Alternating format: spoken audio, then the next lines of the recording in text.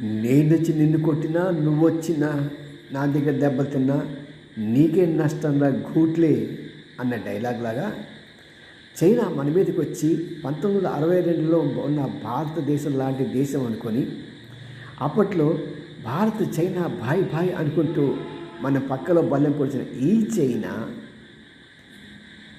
దానికి ఇప్పుడు బలీయమైన శక్తిగా మారిన భారతదేశం సత్తా తెలిసి వస్తున్నది.